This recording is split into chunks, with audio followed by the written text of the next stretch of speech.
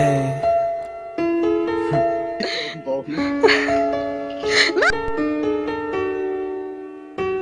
Will.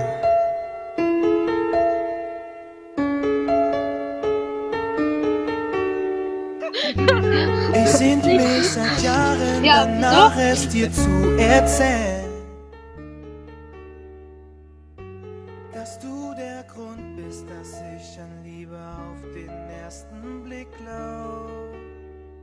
Du kannst dir nicht vorstellen, wie es war, als ich dich zum ersten Mal sah. Mein Herz hat gekocht und ich wusste nicht, was mit mir los war. Seit Monaten weißt du es, allerspätestens